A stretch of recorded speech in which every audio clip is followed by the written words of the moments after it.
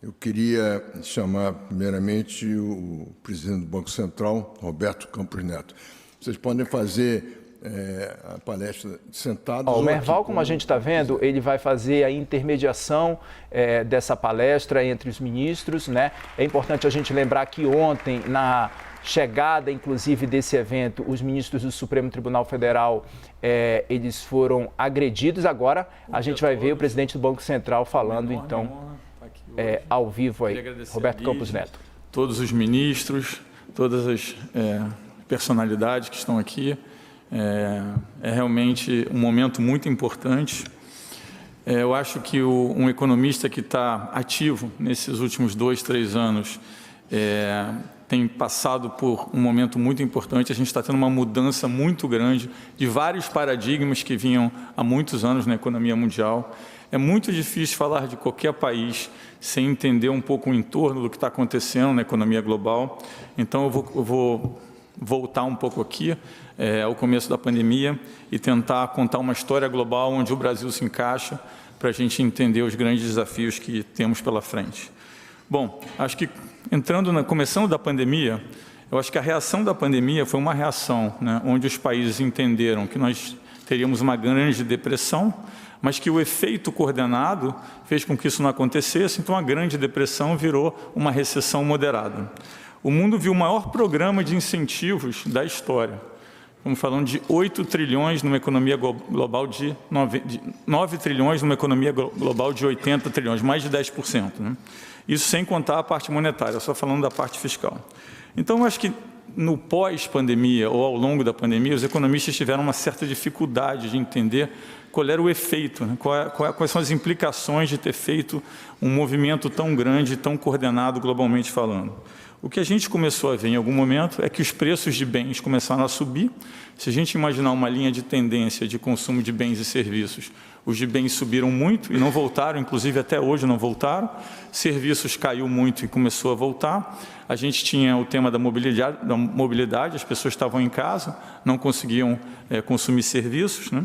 Então, existia uma tese que era muito adotada de que a inflação ia ser muito passageira, porque a gente tinha uma inflação de bens, porque as pessoas estavam em casa, não conseguiam produzir bens e, ao mesmo tempo, estavam consumindo, então tinha um desequilíbrio entre a demanda e a oferta, mas que, quando a mobilidade voltasse, as pessoas iam voltar a produzir e iam voltar a consumir serviços, e a gente ia ter um reequilíbrio entre demanda e oferta de serviços e bens. Isso não aconteceu.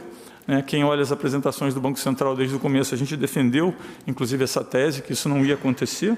Por quê? Porque, na verdade, o que aconteceu é que esse volume de recursos que foi colocado foi tão grande que ele gerou um deslocamento, né, nessa demanda de bens que foi muito maior do que o que se esperava. E uma coisa que faltou entender na época também é que quando você consome mais bens e menos serviço, você demanda mais energia. Então, é quase como se você tivesse um movimento mais permanente no consumo de bens, mas também no consumo de energia. Lembrando que produzir bens consome muito mais energia do que produzir serviços, né?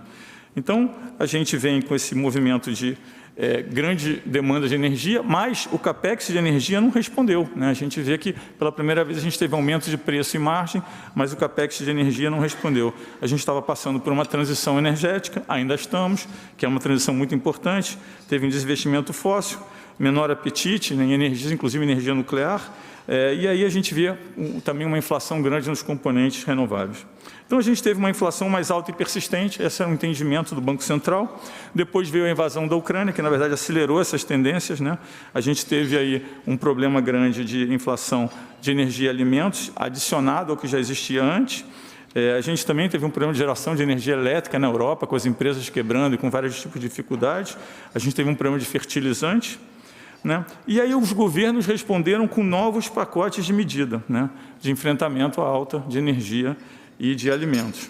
Mas como fazer isso de forma eficiente? Esse foi um grande debate, né? A literatura sugere, e nós chegamos à conclusão que o modelo a gente chamava de 3T, né? Em inglês significa Tailor, Target and Temporary, né? Ou seja, temporário, target, direcionado, e tailored sob medida. Na verdade, cada T desse é mais difícil do que o outro de conseguir, né? A começar pelo temporary, né, que nunca é temporário. Então, o que nós vimos é o mundo gastou aí entre 1% e 5%, dependendo do país. O Brasil gastou em torno de 1,5%. Mas a pergunta é por que os mercados não foram capazes de reagir rapidamente a esse aumento de demanda com mais oferta? E aí eu acho que tem uma coisa muito grande acontecendo no mundo. A gente tem uma mudança que ela começou a aparecer, as rachaduras começaram a aparecer com a falta de produtividade, que já vem de quase 10 anos, né? A gente tem uma demografia que deixou de ser um fator positivo, a gente teve uma quebra de cadeias globais, que na verdade já veio desde 2008, mas se acelerou mais recentemente.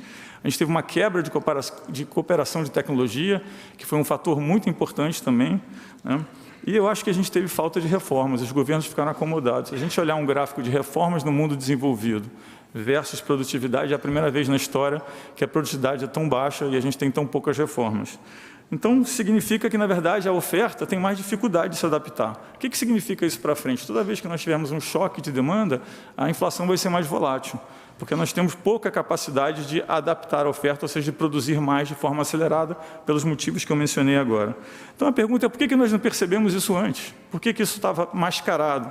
Eu acho que, em parte, porque os juros baixos, a liquidez excessiva, essa alavancagem crescente, a expansão de mercado de capitais, na verdade, serviam para nublar, né, essa percepção de que tinha algo já errado acontecendo, né, e isso era mais aparente quando a gente olhava a produtividade, né. Então, a gente tem aí uma situação mais complexa daqui para frente. O que significa tudo isso? Significa que o mundo precisa de reformas. A gente passou por um período muito grande sem reformas. O mundo emergente até fez algumas reformas, o Brasil foi uma exceção, fez bastante reformas, mas quando a gente, e aí já entrando um pouco no Brasil, quando a gente pensa nas reformas em termos de dinamizar a mão de obra, o custo da burocracia, o custo da observância tributária, melhoria e eficiência dos serviços públicos, abrir a economia. Então, nós temos um desafio enorme. A pandemia deixou cicatrizes muito grandes, principalmente nos mais carentes, mas nós precisamos também mostrar a quem investe no país que nós temos disciplina fiscal. O fiscal tem uma relação direta com a credibilidade do país e existe um ponto de inflexão onde tentar mais em prol dos mais necessitados pode gerar resultados contrários aos desejados, colocando em risco a estabilidade financeira e a geração de emprego. Na nossa visão, as reformas que se iniciaram no governo Temer e que avançaram nos últimos 4 anos tiveram alguma influência na oferta. A gente hoje começa a olhar um pouco o que está acontecendo, principalmente na mão de obra, e a gente vê isso claramente. Também temos uma visão que a diminuição de crédito subsidiado teve um impacto baixista, ou seja, um impacto de reduzir o que os economistas chamam da taxa de juros neutra, beneficiando muito a alocação de recursos e a expansão dos mercados. E tem um trabalho, inclusive, feito recentemente por um economista que era do Banco Central, o Fábio Cantiu, que trabalhou comigo, trabalhou com o ministro Meireles também. Mas o cenário local? Bom, cenário local, acho que o Banco Central identificou rápido o começo da pandemia, fez a maior liberação de capital e liquidez dos bancos centrais, muito rapidamente. O Banco Central também identificou relativamente rápido o caráter mais persistente da inflação e foi o primeiro a subir os juros. Tivemos um crescimento melhor nos últimos anos, principalmente nesse ano de 2022. Mas aqui eu acho que vale um alerta de que parte do que foi feito em termos de juros vai fazer efeito em 2023. A economia global vai desacelerar em 2023, principalmente com os Estados Unidos puxando para baixo. Então, nós esperamos que o crescimento de 2023 seja um pouco menor. Apesar de grande parte da melhora da inflação recente ser devido às medidas do governo, existem indicadores incipientes que mostram uma melhora qualitativa. É cedo para comemorar, nós precisamos persistir no combate da inflação, nós precisamos persistir em atingir as nossas metas, porque essa é a melhor forma de contribuir com o crescimento sustentável. Provavelmente, o mundo externo vai passar a ajudar, porque a gente tem uma desaceleração global encomendada, a gente tem um aumento de juros que ainda segue seu curso na parte global, né? Olhando para o futuro, nós entendemos que somente um plano coeso, com coerência fiscal e continuidade das reformas, vai assegurar uma trajetória de crescimento sustentável com inflação baixa e juros baixos. Em perspectiva global, o Brasil é sério candidato a ser um dos maiores beneficiados com esse novo cenário global. Nós temos um mercado de trabalho grande, nós temos um mercado consumidor enorme e é um dos únicos países nas Américas que é capaz de produzir energia renovável em quantidade grande. Deveríamos evitar um aumento de impostos desequilibrados e lembrar que sobrecarregar demais impostos em capital contribui para uma diminuição na produtividade. Aliás, esse é um problema que nós vemos globalmente.